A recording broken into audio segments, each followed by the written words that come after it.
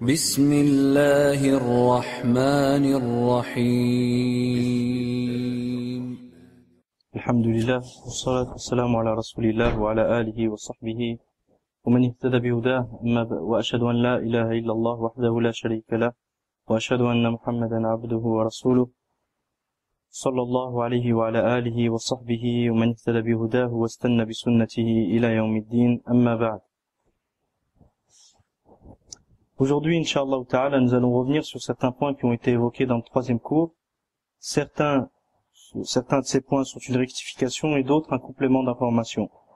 Donc par rapport à la question le premier point sur lequel je reviendrai est la question de Ar-Rawatib. On avait cité la divergence entre les savants quant au Ar-Rawatib, est-ce qu'il est préférable de les faire à la mosquée, au masjid ou à la maison. Et l'avis que j'avais considéré être le plus apparent était celui de l'imam Malik et de Sufyan al-Thawri, à savoir la distinction entre les rawatib de la journée et les rawatib de la nuit. Ceci dit, en étudiant la question d'un peu plus près, il s'avère que l'avis le plus juste est l'avis de Jumhur Ahl al-Ilm, qui est que les rawatib, aussi bien de la journée que de la nuit, il est préférable de les faire à la maison. Les rawatib, les prières surrogatoires, que le prophète sallallahu alayhi wa sallam a fait en permanence et qui sont liées à des prières obligatoires, il les a fait en permanence, il est préférable de les faire en permanence à la maison. À tel point que Ibn al-Arabi al-Maliki rahimahullah ta'ala a cité l'ijma' sur cette question. Mais le plus juste, c'est que il n'y a pas de consensus sur la question. Le premier avis donc est celui du Jumhur, qui est que les rawatib doivent être faites, où il est recommandé de les faire à la maison, aussi bien celles de la journée que celles de la nuit. Le second avis est celui de l'imam Malik et de Sufyan al-Thawri, qui est que les rawatib de la journée doivent être faites à la maison, au masjid, et les rawatib de la nuit au bayt. D'accord? Les rawatib de la nuit au bayt, à la maison. Et la distinction en réalité, la distinction entre les rawatib de la journée et les rawatib de la nuit n'est pas juste. Pour quelle raison? Car si cette distinction était valide, le prophète sallallahu alayhi wa sallam aurait fait les rawatib de la journée à la maison. Il les aurait fait au masjid, afwan. Et il aurait été donc préférable de les faire au masjid. Mais lorsqu'on regarde la sunna du prophète sallallahu alayhi wa sallam, on voit qu'il a fait les 2 rak'at de l'fajr avant la prière obligatoire du matin. Il les a fait chez lui et non pas au masjid comme j'avais dit dans le cours précédent, donc c'était un point à rectifier. Et de même les 2 rak'at après le Jumu'ah, le prophète sallallahu alayhi wa sallam les a fait chez lui, comme il est rapporté dans le hadith as-sahih. Ce qui prouve qu'il n'y a pas de distinction en réalité entre les rawatib de la journée et les rawatib du jour, et qu'il est préférable dans les 2 cas de figure de prier les prières surrogatoires chez soi. Et la preuve, c'est le hadith général, la généralité du texte, où le prophète sallallahu alayhi wa sallam dit ayyuhan nasu sallu fi buyutikum, aux gens, priez chez vous. Nous allons voir ce hadith inchallah avec ce hadith dans sa totalité dans les minutes à venir. Le troisième avis sur cette question est celui de Al-Qadi Abu Tayyib ou celui de Al-Qadi Abu Tayyib, comme le rapporte l'auteur de At-Tathrib, qui est que toutes les prières qu'il est recommandé de faire toutes les rawatib au masjid, que ce soit les rawatib de la journée ou les rawatib de la nuit. Et comme nous avons vu, l'avis le plus juste est l'avis du jumhur, de la grande majorité des savants, se basant sur la globalité du texte où le prophète sallallahu alayhi wa sallam dit ayyuhan nasu sallu fi buyutikum, aux gens, priez chez vous, aux gens, priez chez vous. Fa inna khayra salati al-mar'i salatuhu fi baytihi, car la meilleure prière de l'homme est celle qu'il accomplit chez lui. La meilleure prière de l'homme est celle qu'il accomplit chez lui. Inch'Allah, on va voir les références de ce hadith dans les minutes à suivre. Et par rapport à la question de savoir est-ce qu'il est préférable de faire les rawatib chez soi, ou de venir tôt au masjid et de les faire au masjid afin d'avoir le premier rang, le Cheikh Walid Sa'idane hafidhahullah dit ce qui suit dans son ouvrage إتحاف النبهاء بضوابط الفقهاء. يقول فإن قلت إن كان إيقاعها في البيت سيفوت علي الصف الأول فأيهما يقدم.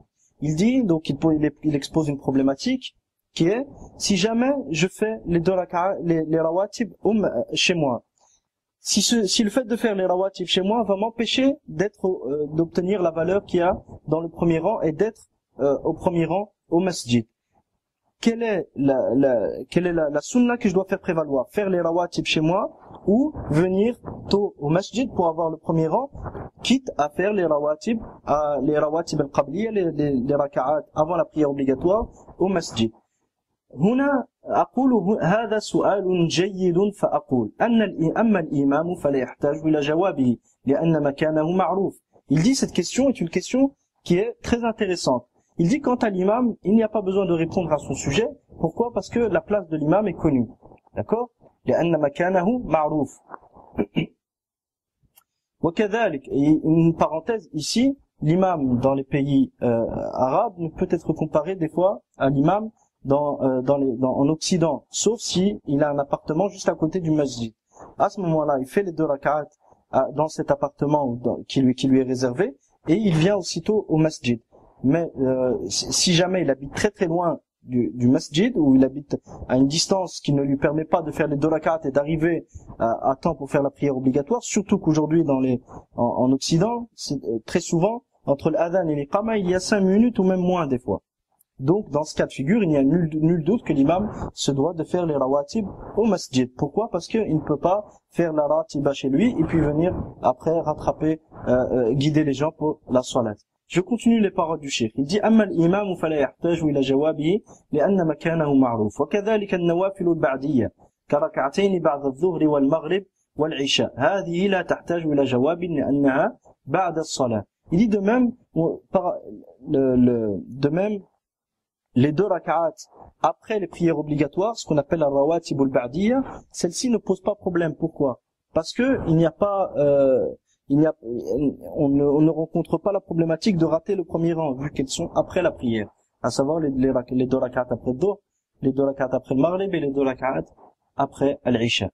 وكذلك النوافل الأخرى وقيام الليل والوتر. Et de même les autres prières surrogatoires, il n'y a pas lieu de se poser la question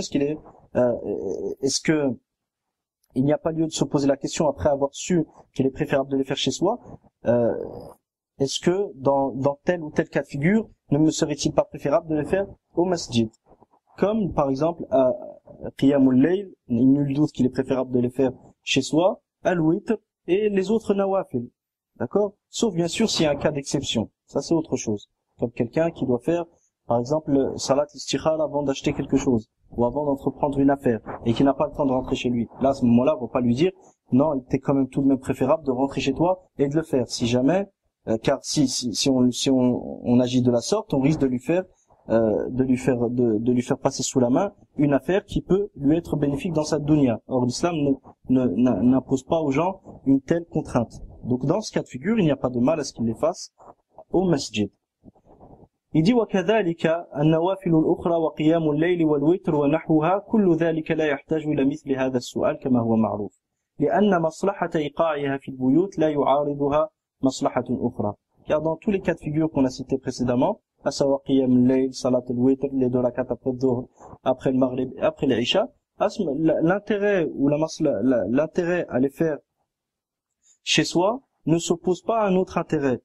La maslaha, le bénéfice de les faire à faire ces rak'at chez soi ne s'oppose pas à une autre chose qui puisse nous être bénéfique.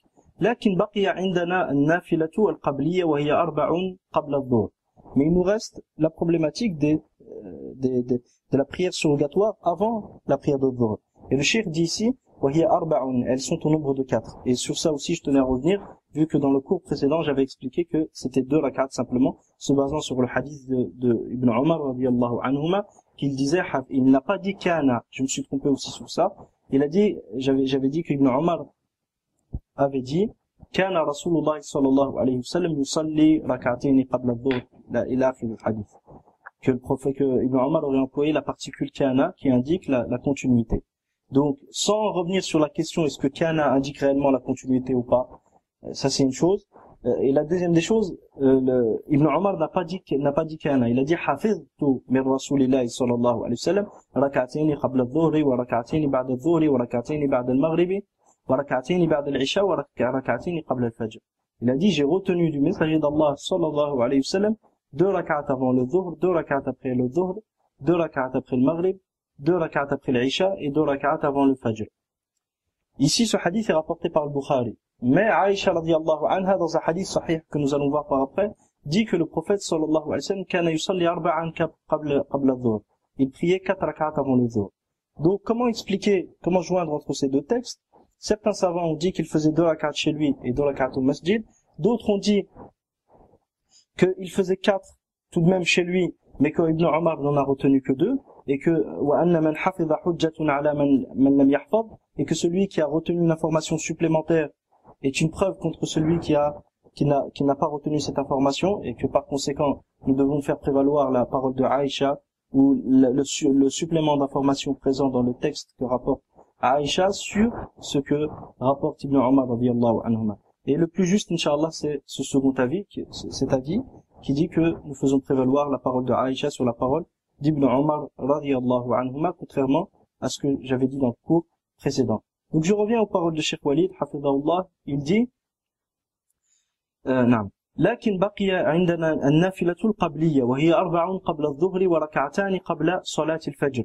Il dit mais il nous reste la problématique de les nawafil avant les prières obligatoires qui sont 4 rak'at avant le dhuhr et 2 rak'at avant la prière du fajr. فهل الأولى فعلها في البيت مع تفويت الصف الأول أم الأولى فعلها في المسجد مع إدراك الصف الأول.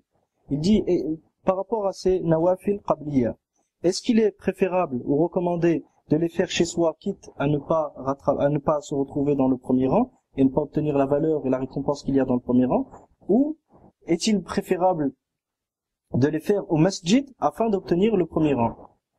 والجواب أنه إذا غلب على ظنه أنه إذا فعلها في البيت أن الصف الأول سيفوت عليه فهنا أقول قد تعارض عندنا مصلحتان مصلحة فعل النافلة في البيت ومصلحة الصف الأول وقد تقرر أنه إذا تعارضت المصالح فإننا نقدم العليا منها بتفويت الصغرى وتقرر أيضا أننا نقدم المصلحة التي تفوت إلى غير بدل على المصلحة التي تفوت لبدل. Il dit, la réponse à cette question, c'est que si jamais le fidèle suppose majoritairement que si il prie les 2 rak'at, les 4 rak'at avant le dhuhr et les 2 rak'at avant le fajr chez lui, il ne pourra pas rattraper le premier rang au masjid, à ce moment-là, il lui est recommandé de les faire au masjid. Pour quelle raison? Car il est établi dans les règles de usul que si deux choses bénéfiques viennent à s'opposer, de sorte à ce qu'on ne puisse pas les faire les deux à la fois, à ce moment-là, on fait prévaloir la plus importante de ces masalih-là. D'accord? La plus importante de ces masalih. Et nul doute que la maslaha présente et l'intérêt, le bénéfice présent dans le fait de faire les 2 rak'at, d'être au premier rang est plus important que de faire les rawatib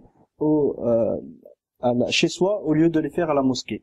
La deuxième règle aussi, c'est qu'il est établi dans les règles de usul que si jamais nous avons 2 maslahas qui s'opposent de sorte à ce qu'on ne puisse mettre en pratique les 2 à la fois et mettre en pratique les actions qui présentent ces 2 masalih à la fois, que doit-on faire? On doit observer chacune de ces masalih, chacune de ces maslahas. S'il y en a une qui a un substitut qui peut prendre sa place, et l'autre, elle n'a pas de substitut qui peut prendre sa place, on fait prévaloir celle qui n'a pas de substitut qui prend sa place sur celle qui a un substitut. Donc, on fait celle qui n'a pas de substitut qui prend sa place en délaissant celle qui a un substitut. Pourquoi? Parce que celle qui a ce substitut-là, al-badal, on va pouvoir mettre en pratique le substitut afin d'obtenir une récompense qui sera certes moins grande, mais qui sera tout de même là. Mais si dans le cas contraire, nous venions à délaisser celle qui n'a pas de substitut afin de réaliser celle qui en a un, que va-t-il se passer? C'est que celle qui n'a pas de substitut, on ne pourra pas obtenir le bienfait qu'il y a dedans par après. Maintenant que cette règle-là est établie d'un point de vue purement théorique, je vais m'expliquer, Inch'Allah, par rapport à la question de rawatib fil bayt ou rawatib fil masjid. Les rawatib fil bayt, les prières surrogatoires chez soi, sont certes recommandées, d'accord. Mais, si jamais tu ne peux pas faire ça, il y a un substitut qui est de les faire où? Au masjid. Mais le fait d'être au premier rang, le bénéfice et la valeur d'être au premier rang, si jamais tu ne le fais pas, est-ce qu'il y a quelque chose qui prend la place? Est-ce qu'il y a quelque chose qui prend la place du premier rang? Il y a le deuxième rang. Mais le deuxième, est-ce qu'il y a quelque chose qui prend la place du premier rang? Il n'y a rien qui prend la valeur exacte du premier rang. Contrairement aux rawatib, au masjid. Si jamais tu ne les fais pas, les rawatib à la maison, si jamais tu ne les fais pas à la maison, tu peux les faire au masjid, ou tu peux les faire même ailleurs. Contrairement à la valeur présente dans le premier rang, il n'y a rien qui te permettra d'obtenir cette récompense-là qui est présente dans le premier rang. Si bien sûr, tu avais la capacité de venir à ce premier rang-là. إذا علمت هذا فأقول إن مراعاة إدراك فضيلة الصف الأول أولى من مراعاة إيقاع النافلة في المسجد وذلك لأمور منها فعل الصحابة في عهده صلى الله عليه وسلم. Il dit, à partir du moment où tu as su ces règles-là, sache donc que prendre soin de préserver la valeur présente dans le premier rang est plus important que prendre le soin de préserver la valeur d'accomplir les prières surrogatoires chez soi. Et la preuve est l'action même des sahaba radiyallahu anhum, donc le hadith qu'on avait cité précédemment, le cheikh va le citer ici, في عهده صلى الله عليه وسلم كما في المغرب وغيرها إذا أذن المؤذن ابتدر الناس السواري يصلون ركعتين حتى يظن الداخل أن الصلاة قد أقيمت وكانوا يأخذون مصافهم قبل أن يخرج عليهم النبي صلى الله عليه وسلم. Il dit, donc la preuve, c'est ce que faisaient les sahaba radiyallahu anhum à l'époque du prophète sallallahu alayhi wa sallam. Ceci pour la prière de Maghrib et pour autre que le Maghrib. Donc le cheikh ici considère que le hadith qu'on avait cité précédemment, rapporté par An-Nasa'i, ne concerne pas que Salat al-Maghrib. Dans ce texte, l'imam Nasa'i rahimahullah dit, lorsque le muaddin appelait à la salat, des gens parmi les compagnons du prophète sallallahu alayhi wa sallam se levaient et se pressaient vers les poteaux afin de prier, restant dans cet état jusqu'à l'arrivée du prophète sallallahu alayhi wa sallam. Et il priait al-Maghrib. Il priait avant le Maghrib. Donc, lorsqu'il dit il priait avant le Maghrib, ceci prouve que la prière qui était citée précédemment, à savoir les nawafil, que dès qu'ils entendaient l'adhan, ils s'empressaient à aller les faire, que ces nawafil-là ne sont pas que les raka'at après le Maghrib. C'est que les raka'at après le Maghrib ne sont pas que les raka'at avant le Maghrib. Et que les deux raka'at qu'ils faisaient avant le Maghrib étaient du nombre des prières qu'ils faisaient lorsqu'ils entendaient l'adhan. Mais ce n'étaient pas les seuls. Et ce qui indique que ce n'étaient pas les seuls, premièrement, la généralité présente dans le texte, lorsque le sahabi dit, lorsque le mu'adhin appelait à la salat, des gens parmi les compagnons du prophète sallallahu alayhi wa sallam se levaient, se pressaient vers les poteaux afin de prier. Donc ici, la salat, c'est un terme général, il englobe tous ses composants jusqu'à preuve du contraire, donc ça englobe toutes les prières jusqu'à preuve du contraire. De même, lorsqu'il dit « et il priait avant le Maghrib », ce qui prouve que la prière précédemment citée, la prière précédemment citée englobait le Maghrib et englobait autre que le Maghrib.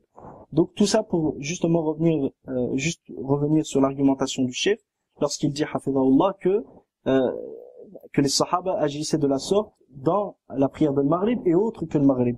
Comment a-t-il déterminé ça? Wallahu ta'ala a'la wa a'lam, je pense que c'est sur base de la globalité présente dans le texte. Yani huwa dhikrul khas ba'da al-'am. C'est ce qu'on appelle évoquer une chose spécifique après avoir évoqué une chose générale. D'accord? Évoquer une chose spécifique après avoir évoqué une chose générale. C'est comme si l'un d'entre nous dit dakhaltu al-bayta fara'aytu usrati wa ra'aytu walidati. Je suis entré chez moi, j'ai vu ma famille, j'ai vu ma mère. Lorsqu'il a dit j'ai vu ma famille, sa mère entrait dedans. Mais pourquoi il a dit et j'ai vu ma mère? C'est pour attirer l'attention sur sa mère et pour montrer l'importance que sa mère avait à ses yeux. Donc lorsque les sahaba radiyallahu anhum ici disent lorsque l'un des sahaba dit que les sahaba priaient lorsqu'ils entendaient l'adhan, ils se levaient, ils accouraient ils se précipitaient vers les poteaux afin de prier et ils priaient avant le Maghrib. Lorsqu'il dit il prie avant le Maghrib, c'est pour attirer l'attention sur la prière de le Maghrib et qu'il est permis de prier avant le Maghrib. Mais ça ne veut pas dire que ils ne priaient que lorsqu'ils entendaient l'adhan de le Maghrib. C'était le Maghrib et d'autres que le Maghrib. Et cette règle-là, on dit quoi? On dit que khas ba'd al-'am yufidu at-ta'zim ou yufidu l'ahamiyya. D'accord? évoquer une chose spécifique après avoir évoqué une chose générale indique l'importance de la chose spécifique qui a été mentionnée. On peut retrouver ça dans la sunna du prophète sallallahu alayhi wa sallam, avant tout dans la parole d'Allah subhanahu wa ta'ala.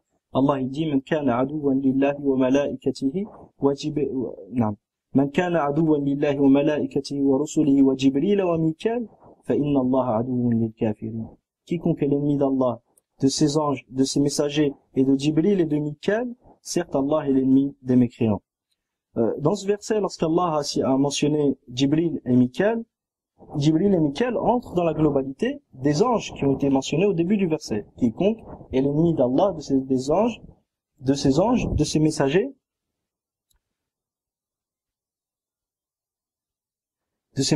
et de Jibril et de Mikal. Donc, Jibril et Mikal entrent dans la globalité des anges. Mais pourquoi ont-ils été mentionnés à part? C'est pour montrer l'importance de ces anges-là. D'accord? Et de même, on retrouve ça dans la sunna du prophète, sallallahu alayhi wa sallam, lorsqu'il dit: وَمَنْ كَانَتْ هِجْرَتُهُ لِدُنْيَا يُصِيبُهَا أَوْ امْرَأَةٍ يَنكِحُهَا فَهِجْرَتُهُ إِلَى مَا هَاجَرَ إِلَيْهِ. Et quiconque sa hijra est pour un intérêt de ce bas monde, ou pour épouser une femme, sa hijra, il n'obtiendra comme récompense que ce pourquoi il a immigré. Ici, chercher à épouser une femme entre dans l'un des intérêts de dunya.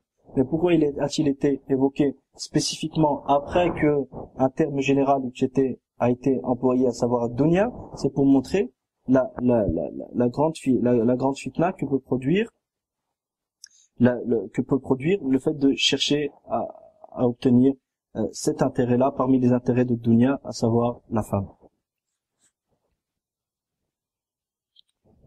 Je continue donc les paroles du cheikh. Il dit: وَكَانُوا يَأْخُذُونَ مَصَافَهُمْ قَبْلَ يَخْرُجَ عَلَيْهِمُ النَّبِيُّ صَلَّى اللَّهُ عَلَيْهِ وسلم. Donc les sahaba, ils priaient avant les prières obligatoires, ils priaient au masjid. Puis ils prenaient leur rang avant que le prophète sallallahu alayhi wa sallam ne sorte. Donc ils étaient déjà prêts dans les premiers rangs avant que le prophète sallallahu alayhi wa sallam ne sorte. ومنها أنه إذا فاتت مصلحة الصف الأول فإنها تفوت إلى غير بدل، وأما مصلحة النافلة في البيت فإنها إن فاتت فإنها تفوت إلى بدل وهو فعلها في المسجد وإدراك ما بعدها إلى غير بدل وإدراك ما بعدها إلى غير بدل أولى من إدراك ما يفوت للبدل. Et ça on a déjà évoqué par rapport au fait que les deux rak'at à la maison ont un substitut, contrairement au bénéfice d'être dans le premier rang qui n'a pas de substitut. Donc à ce moment-là, faire prévaloir ce qui est un substitut, faire prévaloir ce qui n'a pas de substitut, prévaut sur le fait de faire prévaloir ce qui a un substitut. Wallahu a'lam. ومنها قوله صلى الله عليه وسلم: لو يعلم الناس ما في النداء والصف الأول ثم لم يجدوا إلا يستهموا عليه لاستهاموا. رواه مسلم. ومثل هذا الفضل لا يعارض بشيء والله أعلم. Donc ici il cite le hadith où le prophète sallallahu alayhi wa sallam dit: si les gens savaient quelle récompense se trouve dans l'appel à la prière et dans le premier rang, et s'ils ne trouvaient que le tirage au sort pour se départager, ils le feraient. Ce hadith a été rapporté par Al-Bukhari et Muslim.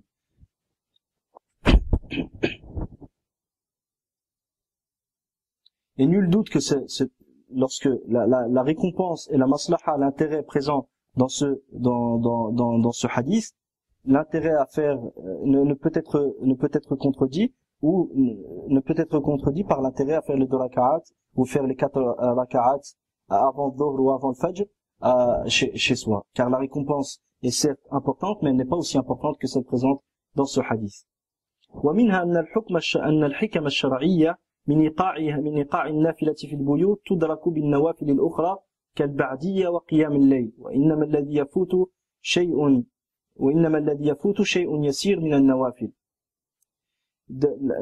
Un autre point qui permet d'affirmer ce qui a été cité précédemment, c'est que la sagesse légale, la sagesse qu'Allah subhanahu wa ta'ala a voulu du fait de faire les nawafil chez soi, qu'est-ce que c'est? C'est que nos demeures ne deviennent pas des cimetières. Nos demeures ne deviennent pas des cimetières et que nos demeures soit remplie du rappel d'Allah subhanahu wa ta'ala et de l'obéissance d'Allah, afin que la baraka s'y installe et y descende. Ces sagesses-là ou cette sagesse-là peut être rattrapée par après. Comment? En faisant d'autres prières surrogatoires chez soi. Or, la sagesse qu'Allah subhanahu wa ta'ala a voulu derrière le fait de faire la prière au premier rang, elle ne peut pas être rattrapée par autre chose. Elle ne peut pas être rattrapée par autre chose.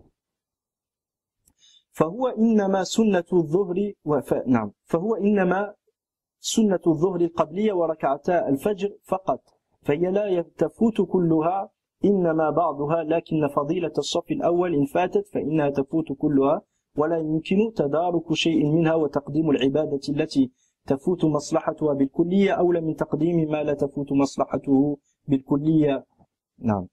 Et l'autre point, c'est que comme on a vu, les deux l'intérêt ou la sagesse derrière le fait de faire les prières surrogatoires à la maison peut être rattrapé par autre chose et peut être comblé. Quant à l'intérêt d'être au premier rang, il ne peut être comblé par rien d'autre. Et il est établi dans les règles de Usul que lorsque nous avons deux masalih, deux choses qui nous sont bénéfiques, l'une peut être comblée par autre chose et une autre ne peut pas être comblée par autre chose. À ce moment-là, on fait prévaloir laquelle? Celle qui ne peut être comblée sur celle qui peut être comblée.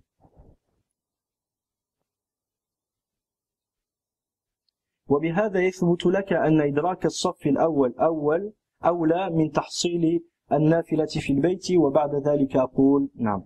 Il dit à travers tout ce qui a précédé, tu peux voir clairement qu'il est préférable de faire, qu'il est plus important de faire la prière au premier rang que de faire les prières surrogatoires al-qabliya avant les prières obligatoires chez soi.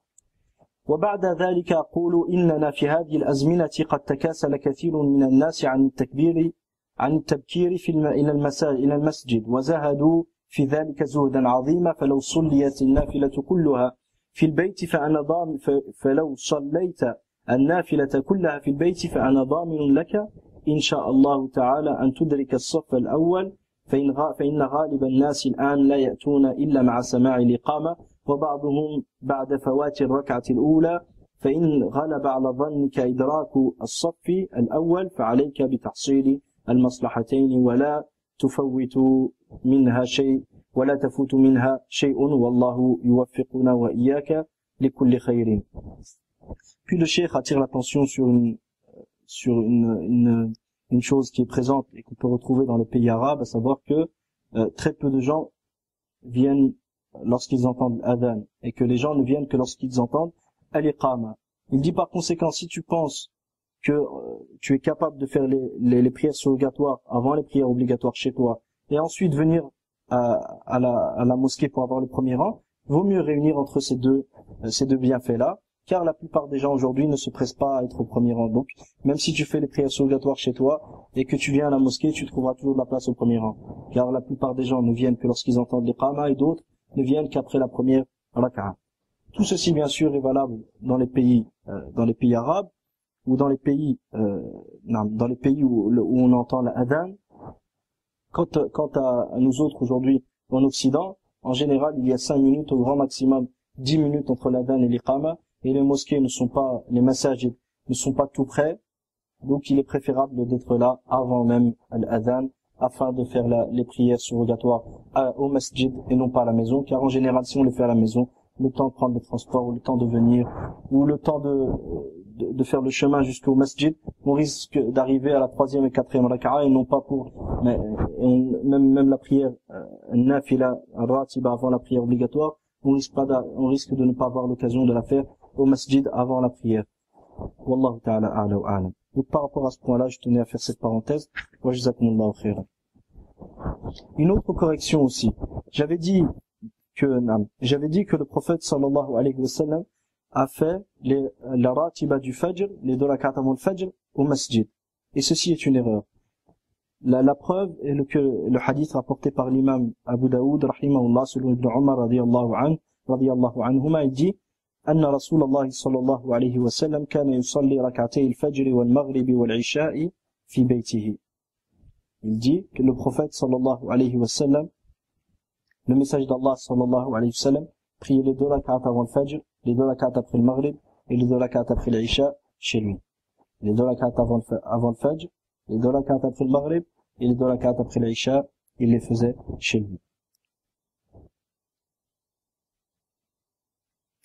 Un autre point de même, au sujet de Salat at-Tarawih, Comme vous avez pu voir dans le cours précédent, j'avais mentionné que l'avis le plus apparent était que il est préférable de faire Salat at-Tarawih au masjid et non pas chez soi.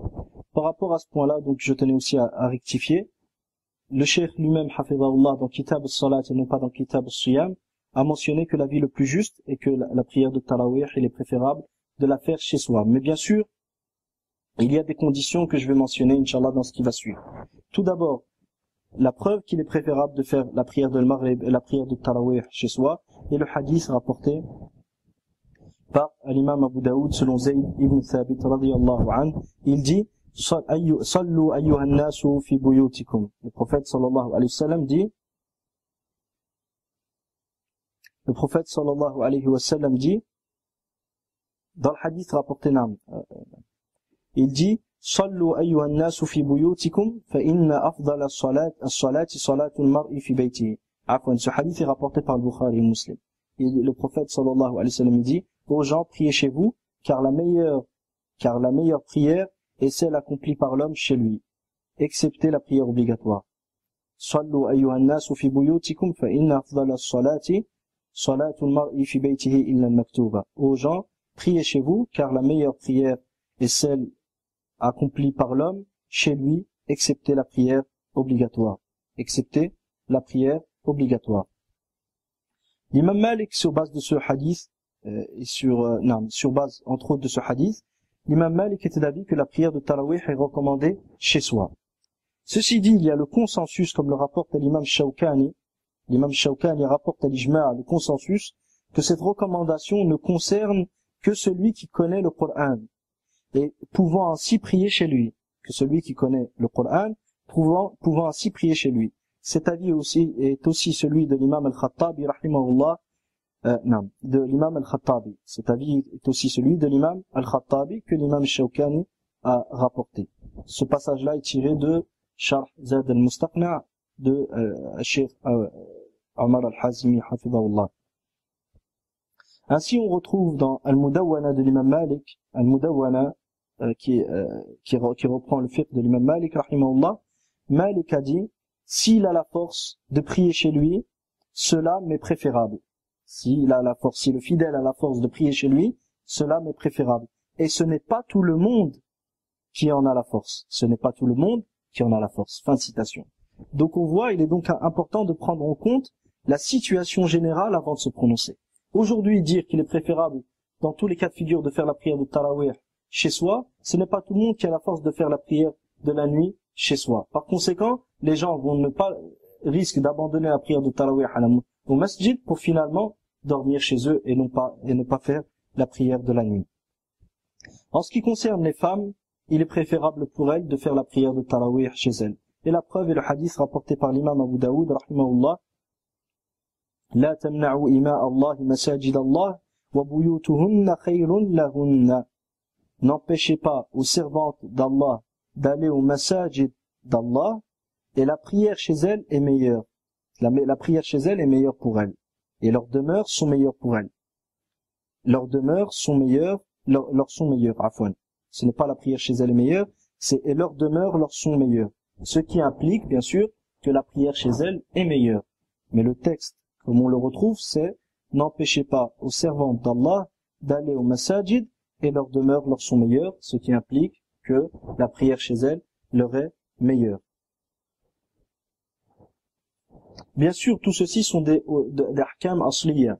C'est les statuts de base. Il peut y avoir des exceptions si, dans certains cas de figure, il peut y avoir des exceptions. Mais nous, on ne parle pas des cas d'exception. Comme quelqu'un qui a besoin de se ressourcer, d'aller entendre la parole d'Allah subhanahu wa ta'ala par une personne qui lit le Coran convenablement. Donc à ce moment-là, si la femme, a vraiment besoin de ça pour se ressourcer et se renforcer dans sa foi, nul doute que dans ce cas de figure, il n'y a pas de mal et que le mari, il est même préférable pour le mari de l'accompagner ou pour la femme d'aller au masjid, bien sûr, tant qu'il n'y a pas de fitna sur la route. parce que, une parenthèse ici, vu que Salat al-Tarawih en ce moment est assez tardive, pour qu'une femme elle sorte le soir à cette heure-là seule et qu'elle se rende au masjid pour prier et revienne seule, nul doute que ceci ne fait pas partie de la religion d'Allah subhanahu wa ta'ala, et à ces heures tardives, ce qui lui est demandé c'est de rester chez elle afin de se préserver et de ne pas se retrouver face à des dangers ou à des difficultés, surtout avec le climat anti-islam qui est en train de monter, et la situation actuelle des musulmans. Donc afin de préserver nos sœurs, il leur est préférable à ces heures tardives de rester chez elles, et non pas de sortir sous prétexte de vouloir obtenir la récompense à prier la prière de Tarawih, de sortir à ces heures tardives. Non, dans ces cas, vaut mieux pour elle qu'elle reste chez elle. Wallahu ta'ala a'la wa a'lam. Un autre point aussi que je tenais à rectifier, j'ai dit que le hadith au sujet de Ratibatul Maghrib, lorsque le prophète sallallahu alayhi wa sallam a dit Sallu ayyuhan nasu fi buyutikum, aux gens naam, afwan. J'ai dit que le hadith au sujet de Ratibatul Maghrib, lorsque le prophète sallallahu alayhi wa sallam a demandé qu'elle soit priée chez soi, que ce hadith a été rapporté par Muslim, ce qui est une erreur. Ce hadith fut rapporté par l'imam Abu Daoud, entre autres, selon Sa'd ibn Ishaq, selon son père, selon son grand-père. Il dit que le prophète sallallahu alayhi wa sallam le visita au masjid de Banu Abdil Ashal. De Banu Abdil al-Ashal. C'était une tribu. Il y pria al-Maghrib, il les vit ensuite accomplir des prières surrogatoires après la prière. Il leur dit alors, Hadi salatul buyut, cette prière est celle devant être accomplie dans vos demeures. Cette prière est celle devant être accomplie dans vos demeures, c'est-à-dire chez vous. Hadi salatul buyut.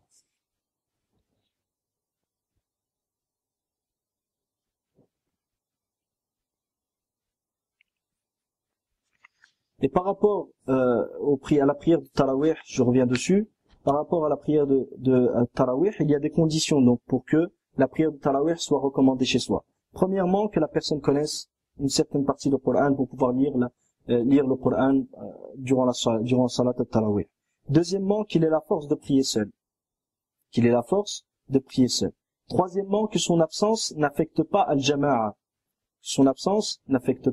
Al-Jama'a, c'est-à-dire que, imaginez qu'il habite près d'un masjid, et que s'il est absent, les gens vont, ils vont faire preuve de paresse et ils ne vont pas venir non plus. Ou que c'est lui l'imam. À ce moment-là, nul doute qu'il est préférable pour lui d'aller au masjid et pour faire la prière de Tarawih en groupe. Et la preuve, qu'est-ce que c'est? La preuve, c'est justement les preuves que nous avions mentionnées, à savoir que le prophète sallallahu alayhi wa sallam a prié en groupe avec les sahaba radiyallahu anhum et qu'il s'est refusé à le faire que de peur qu'elle ne leur soit prescrit. Donc, ceci est valable pour celui dont l'absence va affecter le jama'a. Et nul doute que l'absence du prophète sallallahu alayhi wa sallam peut affecter, affecte le jama'a. Mais si c'est quelqu'un d'autre, comme nous allons le voir dans ce qui est rapporté concernant certains sahaba radiyallahu anhum, c'est un autre cas de figure. Donc la première condition, c'est qu'ils connaissent une certaine partie du Coran pour pouvoir lire pendant la prière nocturne. Deuxièmement, qu'il ait la force de prier seul et qu'il ne soit pas paresseux. S'il sait que s'il ne va pas aller au masjid, il va pas la faire chez lui, à ce moment-là, vaut mieux qu'il aille au masjid. Et en général, la plupart des gens, s'ils ne le font pas au masjid, ils vont pas le faire chez eux. Donc par conséquent, vu que les statuts légaux, l'ahkam shar'iyya, dépendent de ce qui est majoritaire et des cas majoritaires et non pas des exceptions, donc ce par quoi on doit interpeller les gens, c'est d'aller prier au masjid et non pas chez eux. Car la situation actuelle fait que si les gens ne prient pas au masjid, en général, ils ne vont pas prier chez eux. Et cette généralité est prise en compte lors des conseils généraux et des statuts généraux à travers lesquels on interpelle les gens. Maintenant, je vais citer, Inch'Allah, certains sahaba qui préféraient prier chez eux et d'autres qui préféraient prier en compagnie de l'imam. L'imam Ibn Abi Shayba, rahimahullah, dans son Musannaf, a cité aussi bien les uns que les autres. Donc, parmi ceux qui préféraient prier chez eux durant le Ramadan, il y a eu Ibn Umar, radiyallahu anhuma, qui ne priait pas avec les gens pendant le mois de Ramadan, ainsi que son fils Salim. Nous avons aussi Mujahid, rahimahullah, qu'un homme questionna, Mujahid, rahimahullah ta'ala, rapporte qu'un homme questionna Ibn Umar au sujet de la prière nocturne derrière l'imam, pendant le Ramadan. Ibn Umar lui a répondu, garderais-tu le silence pareil à un âne? C'est-à-dire, garderais-tu le silence alors que tu es capable de lire le Coran? Tu es capable de lire le Coran et tu gardes le silence tout de même? D'accord. Donc, l'avis d'Ibn Umar, radiyallahu anhuma, était de prier chez soi et non pas au masjid, pendant la prière de At-Tarawih. Ceci dit, cet avis d'Ibn Umar n'était pas partagé par d'autres compagnons, comme nous allons le voir. Ibrahim al-Nakha'i, rahimahullah, quant à lui, disait, si je ne connaissais qu'une sourate ou deux que je répéterais, cela me serait préférable que de prier derrière l'imam durant le mois de Ramadan. Al-A'mash, rahimahullah, dit Ibrahim, c'est-à-dire Ibrahim al-Nakha'i, rahimahullah, guidez les gens pour les prières obligatoires, mais ne les guidez pas durant les prières nocturnes, ne les guidez pas durant Salat ou Ramadan. La Salat al-Tarawih est aussi appelée Salat ou Ramadan. Mais ne les guidez pas durant la prière nocturne de Ramadan. Et pareil pour Al-Qima et Al-Aswad, qui étaient deux grands tabi'in connus. Il dit aussi, Al-A'mash, rahimahullah, il dit aussi, Ibrahim et Al-Qima ne priaient pas en compagnie des gens durant Ramadan. Omar ibn Uthman, rahimahullah, dit, j'ai questionné Hassan al-Basri, en lui disant, Ya Aba Sa'id, lorsque le mois de Ramadan arrive, que vois-tu être le plus juste, prier avec les gens ou prier chez soi, en lisant soi-même? Al-Hassan, rahimahullah ta'ala, lui a répondu, je préfère te voir prononcer de toi-même le Coran, que le voir réciter sur toi.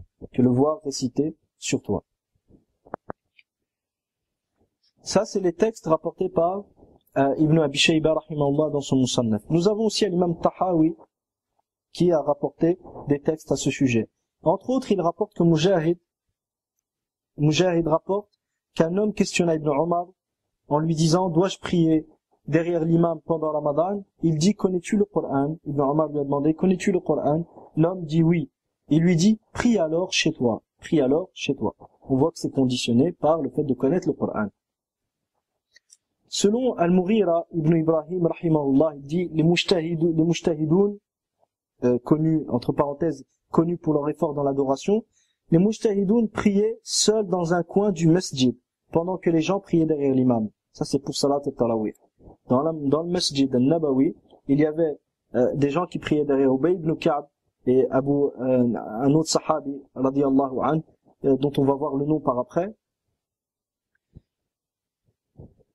Donc les gens priaient derrière l'imam, et d'autres, les mujtahidoun, qui étaient connus pour leurs efforts intenses dans l'adoration d'Allah subhanahu wa ta'ala, priaient seuls dans un coin du masjid pendant que les gens priaient derrière l'imam. Shu'ba rahimahullah rapporte, j'ai questionné Ishaq ibn Sumayya rahimahullah, astaghfirullah. Shu'ba rahimahullah dit, j'ai questionné Ishaq ibn Suwayd à ce sujet.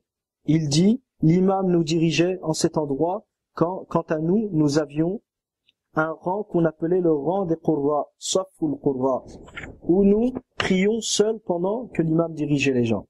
Donc ça, c'est encore un autre tabi'i qui explique que à l'époque, pendant que l'imam guidait les gens pendant Salat al-Tarawih, lui et d'autres priaient dans un rang seul. Saïd ibn Jubayr, rahimahullah, priait aussi seul au masjid pendant que l'imam dirigeait la prière en groupe. Pendant que l'imam priait en groupe, lui priait seul au masjid. Ici, une petite parenthèse.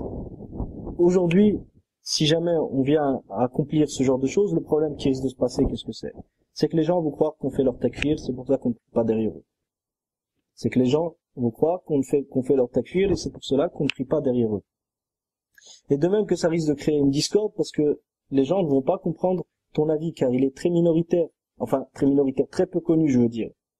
Donc, de ce fait-là, il est préférable de ne pas agir de la sorte. À moins que tu sois dans un masjid où il est connu que les gens le font sans que personne ne s'en étonne. À ce moment-là, il n'y a pas de mal. Ça, c'est pour ceux qui connaissent une partie du Coran et qui veulent tout de même aller au masjid pour avoir le fadila et prier seul, par exemple. Ceux qui veulent le faire, ils peuvent le faire, mais à condition, bien sûr, qu'il n'y ait pas un mal plus grand qui en découle. Et aujourd'hui, en général, lorsque les gens te voient prier seul alors qu'eux sont en train de prier en groupe, ils vont avoir de mauvais soupçons à ton sujet. Maintenant, au sujet des sahaba radiyallahu anhum et des tabi'in qui préféraient prier derrière l'imam, l'imam Ibn Abi Shayba rahimahullah dans son Musannaf rapporte parmi ceux qui préféraient agir de la sorte, ce qui suit. Selon Abdullah ibn Sa'ib rahimahullah, il dit: un jour, pendant que je dirigeais la prière nocturne, j'entendis le takbir de Omar près de la porte du masjid. Après qu'il soit revenu de la Umrah, il était entré au masjid et pria derrière moi. Donc on voit que Omar radiyallahu anhu priait derrière l'imam pendant Salat at-Tarawih.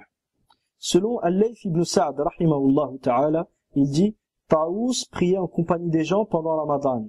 Il priait seul, mais s'inclinait et se prosternait avec eux. Il priait seul, mais s'inclinait et se prosternait avec eux. Par rapport à ce athar, je ne saurais pas vous dire est-ce que il s'agit du fait de prier en apparence avec eux, mais de s'incliner, de prier seul, mais en apparence avec les gens, ça je ne saurais pas vous dire. Mais par rapport à cette question, si jamais, juste une parenthèse, si jamais vous vous retrouvez dans une situation où vous êtes dans un masjid et que la personne qui se met devant pour prier, c'est un mushrik, qui a dans route qu'Allah subhanahu wa ta'ala, comme ceux qui invoquent les morts leur demandant ce que seul Allah subhanahu wa ta'ala peut faire, ou une personne parmi les catégories de mécréants qui aura commis un acte qui exclut de la sphère de l'islam. D'accord? Comme ceux qui insultent Allah, qu'Allah nous en préserve, ou ceux qui adhèrent à des partis communistes, ou des partis gauchistes, ou des partis politiques dont les principes et les fondements s'opposent clairement à l'islam et auxquels ils ont juré fidélité et ils ont adhéré d'une manière claire et évidente en montrant qu'ils sont d'accord avec ces principes-là qui s'opposent d'une manière claire et évidente à l'islam. Si jamais ces gens-là s'avancent, l'imam Ibn Qudama rahimahullah ta'ala a cité que l'imam Ahmed permettait dans ce cas de figure que si la personne ne sort pas du masjid, parce que des fois si jamais tu sors, ça risque de créer un mal plus grand et les gens risquent de ne pas comprendre ce que tu es en train de faire, et à ce moment-là même ta da'wa risque d'être bloquée et les gens ne vont pas comprendre pourquoi tu agis de la sorte, même si tu viens pour leur expliquer. C'est plus une barrière que tu vas mettre entre toi et eux, et les vérités que tu cherches à leur transmettre, tu auras beaucoup de difficultés pour leur transmettre à ce moment-là. Donc si jamais tu ne sors pas, qu'est-ce que tu fais? Tu pries dans le rang, tu pries seul dans le rang, mais en faisant les mêmes gestes, en suivant l'imam dans ses gestes. Mais quant à toi, tu dois prier, tu lis ce que tu as à lire, tu fais les adhkar que tu dois faire, et surtout, tu fais bien attention lorsque tu te relèves du ruku' vers le qiyam, de dire Sami'a Allahu liman hamida. Car certes, il y a une divergence entre les savants, et que le plus juste, le plus apparent, Wallahu ta'ala a'lam, c'est que lorsque nous prions derrière l'imam, et que celui-ci dit Sami'a Allahu liman hamida, qu'on se doit simplement de dire Rabbana wa lakal hamd. Mais si jamais tu pries derrière un mushrik, à ce moment-là, tu es obligé de dire Sami'a Allahu liman hamida, parce qu'en réalité, toi, tu pries pour toi tout seul. Même si en apparence, tes gestes sont synchronisés dans le temps avec ces gestes. Mais ta prière est distincte de ta prière. C'est en cas de nécessité que tu as le droit de faire ça. Comme si dans les cas de figure, ce genre de cas de nécessité varie d'une personne à une autre, et chacun doit respecter les usul d'Ahl-Sunnah aussi bien dans le hukm bil islam ou le hukm bil kufr, dans le fait de statuer de l'islam d'une personne ou statuer de la mécréance d'une personne, et il ne doit pas juger musulman le mécréant, ni juger mécréant le musulman. Et il ne doit pas rendre mécréant quelqu'un injustement, ni rendre musulman quelqu'un injustement. Et il doit respecter les règles de takfir dans le statut, avant de statuer de la mécréance d'une personne, et il doit respecter les règles de l'islam avant de statuer de l'islam d'une personne avant de statuer de l'islam d'une personne.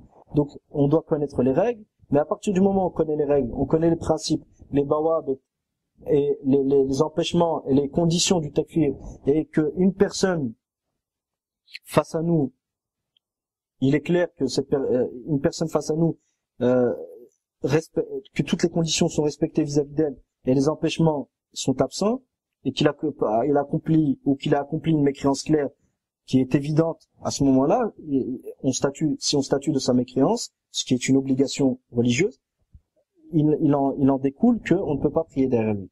Maintenant, si quelqu'un a commis un acte de mécréance clair et évident, si quelqu'un a commis un acte de mécréance,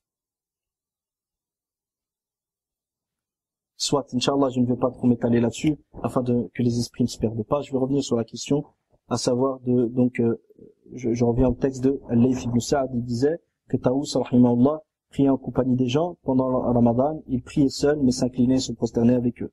Quant à l'explication de ce athar, je n'ai rien trouvé jusque maintenant. Wallahu ta'ala ala wa ala. Aoun ibn Abi Muhammad, rahimahullah, préférait prier en compagnie des gens durant le mois de Ramadan. Donc là, on a encore un tabi'i qui préférait prier en compagnie des gens. Et Ibn Qudama, rahimahullah, rapporte selon Ahmed, l'imam Ahmed dit que Omar ibn al-Khattab, Ali ibn Abi Talib, Jabir ibn Abdullah et Abdullah, quand il dit Abdullah, je pense ici que c'est Abdullah ibn Mas'ud. Je pense que c'est Abdullah ibn Mas'ud, ou peut-être Afwan. Astaghfirullah. Ici, il est dit Abdullah. Je ne sais pas si c'est Abdullah ibn Mas'ud, ou Abdullah ibn Abbas, ou ce n'est pas Abdullah ibn Omar, puisqu'on a déjà vu qu'Abdullah ibn Omar préférait prier chez lui. Et Abdullah ibn Amr ibn al-As. Donc lorsqu'il dit Abdullah, je ne sais pas si c'est Abdullah ibn Amr ibn al-As, Abdullah ibn Mas'ud ou Abdullah ibn al-Abbas. Mais en général, il y a une règle à retenir. Lorsque les gens de Mecca disent Abdullah, c'est Abdullah ibn al-Abbas. Ibn Abbas, radiyallahu anhuma. Lorsque les gens de Koufa disent Abdullah, c'est Abdullah ibn Mas'ud. Ça, c'est des règles à retenir à ce sujet. Cheikh Omar ibn Abdullah al-Soudani, hafidhahullah, les a cités un certain nombre d'indices qui permettent de déterminer qui est le Abdullah en question dans son charh de Al-Bayquniya. Ça, c'est un autre sujet encore. Mais quoi qu'il en soit, Ibn Qudama rapporte selon l'imam Ahmed que Omar ibn Khattab, Ali ibn Abi Talib, Jabir ibn Abdullah et un autre, Ahad al-Abadila, un autre Abdullah, soit Abdullah ibn Mas'ud, soit Abdullah ibn Abbas, soit Abdullah ibn Amr ibn al-As, radiyallahu anhum, préféraient prier au masjid derrière l'imam. Et Ahmed rahimahullah disait aussi, selon Yusuf ibn Moussa rapporte selon Ahmed ibn Hanbal, la prière en groupe pendant le tarawih est préférable. Et si celui qui l'a pris chez lui est un homme pris comme modèle, je crains que les gens ne l'imitent. Et ça, c'est un point très très important. Si jamais l'un d'entre vous est pris comme modèle, le problème c'est que s'il délaisse la prière en groupe au masjid, les gens vont le prendre comme modèle. Mais lui va la prier chez lui, mais eux ne vont pas la prier chez lui. Donc dans ce cas de figure, son absence va avoir un effet sur le jama'a, donc il est préférable qu'il aille au masjid. D'accord? Il est préférable que d'aller au masjid. Car, comme vous savez, dans les qawa'id al-usul, c'est que le maslaha al-amma muqaddama ala al-maslaha al-khassa. L'intérêt général prime sur l'intérêt particulier. Et ici, l'intérêt général, c'est justement ce nombre de gens qui risquent de délaisser la prière nocturne et donc de ne pas obtenir la force et la baraka et la rahma qu'il y a dans cette prière-là. Et de même, comme on a vu, ici, le fait de la faire au masjid, ça ne l'empêche pas de la faire chez lui. Donc il y a un badal, il y a un substitut. Il peut rattraper la valeur de prier chez lui, la prière de Tarawih, lorsqu'il rentre chez lui de prier un certain nombre de raka'at. Mais si jamais il n'y va pas et que les gens le prennent comme modèle, comment va-t-il rattraper l'intérêt qu'il y a dans le fait que les gens ne prient plus chez lui, ne prient plus chez eux? Ça ne sera pas possible. Donc on a cité, Inch'Allah, les sahaba qui priaient chez eux et les sahaba qui priaient au masjid. Il y a un avis intermédiaire entre les deux. Cet avis a été cité par l'imam al-Muzani, rahimahullah, dans le Mukhtasar Qiyam al-Layl, page 232. Salih al-Murri a dit, un homme questionna Al-Hassan al-Basri, rahimahullah, lui disant, Ya Aba Sa'id, voici Ramadan qui me couvre de son ombre, et j'ai appris le Coran. Où m'ordonnes-tu de prier, seul ou de rejoindre ou de me joindre au groupe des musulmans et de prier avec eux? ou de me joindre au groupe des musulmans et de prier avec eux. Al-Hasan rahimahullah lui a dit, tu es un serviteur en mesure de savoir le contenu de ton intérieur, de ton cœur. Vois donc quel contexte est le plus à même d'amener à la concentration et la crainte de ton cœur et à ton éveil d'esprit, et sois attentif à t'y tenir. Tu es un serviteur en mesure de savoir le contenu de ton cœur. Vois donc quel contexte est le plus à même d'amener à la concentration et la crainte de ton cœur et à ton éveil d'esprit, et sois attentif à t'y tenir. Sois attentif à t'y tenir. Ici, cette parole de Al-Hasan al-Basri, rahimahullah, le Cheikh Abdurrahman al-Soudais, qui n'est pas Abdurrahman al-Soudais, celui qui est l'imam de Majid al-Haram, c'est un autre Abdurrahman al-Soudais, qui est un Cheikh Fadil, contrairement au premier qui d'une manière claire s'est allié au gouvernement pakistanais, faisant des doigts pour qu'Allah subhanahu wa ta'ala soutienne ce gouvernement et qu'il le renforce, en sachant que ce gouvernement n'applique pas la charia d'Allah subhanahu wa ta'ala et qu'il prend comme référence comme source de législation autre que la charia d'Allah, ce qui est du shirk. Donc d'invoquer Allah pour qu'Allah soutienne ce gouvernement-là, si ce n'est pas un égarement, qu'est-ce que l'égarement alors? Qu'Allah nous en préserve. Mais Cheikh Abdurrahman Soudais dont je parle est le cousin de Cheikh Abdurrahman ibn Abdelaziz, d'un autre Soudais qui est l'auteur de Al-Hakimiyya fi Adwa al-Bayan et qui est toujours en prison. Fakallah wa asra. Nasallahu subhanahu wa ta'ala yafarij anhu wa an jami' al-muslimin wa yaruddahu إلى أهله سالما غانما غير خزي ولا مفتون. نسأل الله سبحانه وتعالى, nous implorons Allah qu'il le libère et qu'il lui permette de retrouver sa famille sans avoir changé de position et en restant ferme sur la vérité auquel il a adhéré et auquel il a appelé. Et nous implorons Allah subhanahu wa ta'ala pendant ce mois de Ramadan de soutenir l'ensemble de nos frères et de nos sœurs dans les prisons des Tawarit, et qu'Allah déverse sur leur cœur de sa rahma et leur fasse voir des signes qui vont raffermir leur cœur et leur rajouter certitude sur certitude, et qu'Allah subhanahu wa ta'ala les libère. Et ne les oublions pas dans nos du'as. Et Inch'Allah, le cours prochain va être au sujet de du'a al-Qunut et les détails sur cette question, et surtout qu'on apprenne que du'a al-Qunut ce n'est pas simplement pendant le mois de Ramadan, et à la suite de ça tout au long de l'année. Nos prières sont absentes complètement de cette du'a, dont le but est justement d'obtenir la rahma d'Allah à travers laquelle le soutien sera apporté à nos frères musulmans qui sont en difficulté et qui sont opprimés. Pour revenir, Inch'Allah, à la parole de Al-Hasan al-Basri, Al-Hasan al-Basri, rahimahullah, Cheikh Abdurrahman Soudais disait que cette parole est une manière de joindre entre les textes, qui est très correcte, et surtout dans un contexte, lorsque tu te retrouves dans une situation où l'imam ne lit pas très bien, et que en réalité quand tu vas pour prier, tu n'arrives même pas à te concentrer. D'accord? Donc Inch'Allah, je pense qu'à travers cette explication, certaines choses, j'aurais mis la lumière sur, j'espère Inch'Allah qu'à travers cette explication, j'aurais mis la lumière sur certaines zones d'ombre qui étaient présentes dans le cours précédent. Wa jazakumullahu khairan, sallallahu sallam wa baraka ala nabiyyina Muhammad wa ala alihi wa sahbihi أجمعين. فما كان من صواب فمن الله وحده وإن أخطأت فمن نفسي ومن الشيطان واستغفر الله.